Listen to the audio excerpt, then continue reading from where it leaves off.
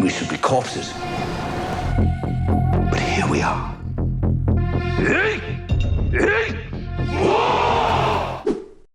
What is up, everybody? Jeremy Eisenfire here, and welcome to the channel. And today, we're taking a look at the FX series Shōgun, starring Hiroki Sanada, Cosmo Jarvis, and Anna Sawai, and tells the story of English privateer John Blackthorne, who is shipwrecked and washes ashore in Japan during the Edo period of 1590, and has to quickly adapt to his new and foreign surroundings before he finds himself on the business end of a very sharp katana.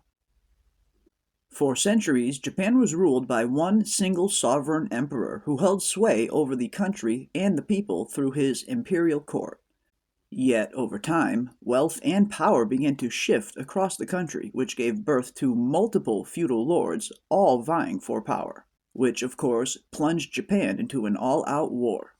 And through that crucible of war, a brand new breed of warrior was born, the samurai.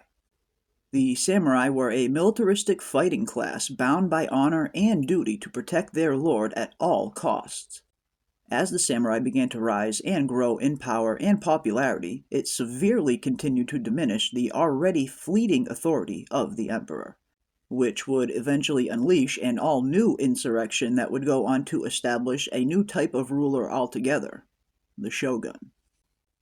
The title of shogun did indeed go on to bring peace for a time, but eventually, due to growing unrest and the greed of other nobles trying to expand their already large territories, would ultimately lead Japan into centuries of war and turmoil. But for the samurai, war was their way of life, as they lived by a very simple yet noble code: death before dishonor. And to the samurai, true honor would only be attained through the field of battle. But now, fast-forwarding to where our series begins in 1590, where Japan is engulfed in chaos after the death of the previous shogun. Yet the country would begin to start to heal itself and enter a small period of peace under its new ruler, Taiko Nakamura, the Grand Chancellor of the Emperor. Yet unfortunately, this peace is very short-lived, as when Taiko dies, he leaves only a 7-year-old heir who is far too young to rule at the time. At which point, a council of regents was assembled, with a busho from each of the 5 major regions being selected.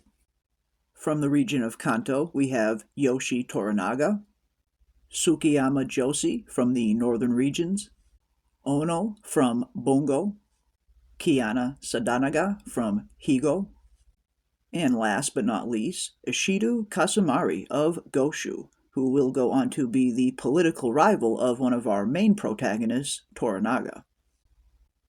With political unrest on the rise, the country was already on the brink, while at the same time, a new religious battle is being waged across the country as Christians try to convert as many Japanese as possible, which is right around the time another one of our main protagonists, John Blackthorne, washes up on the shores of Japan, which certainly doesn't make it the best time for an outsider to arrive on the land of the rising sun.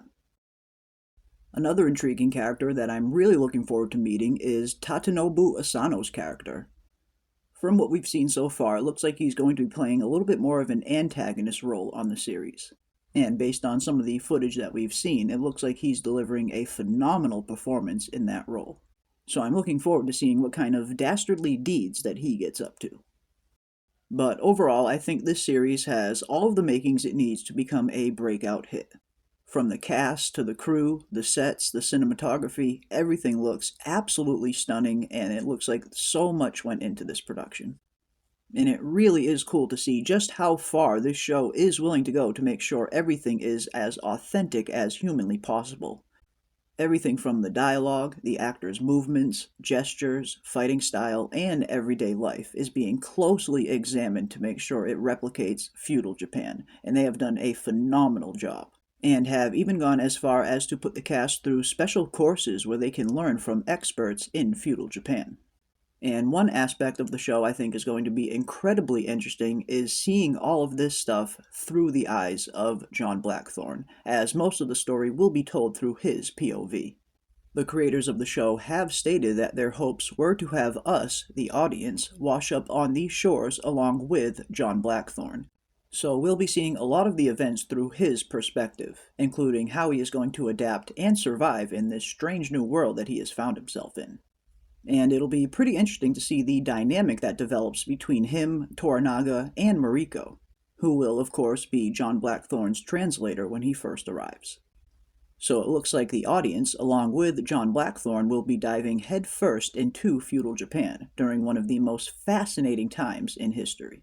After all, who doesn't like samurai?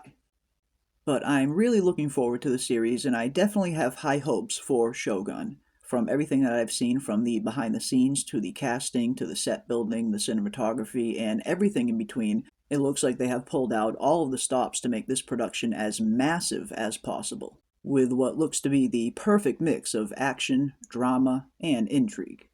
But let me know down in the comment sections, will you be watching Shogun when it premieres, and if so, what are you looking forward to most? But that is going to do it for us today. If you enjoyed this video, don't forget to hit a like on your way out and consider subscribing, as we'll be doing deep dives into every episode of Shogun. And as always, I want to give a big thank you to everybody out there for watching, and a huge thank you to all of the channel members, and we will see you on the next one.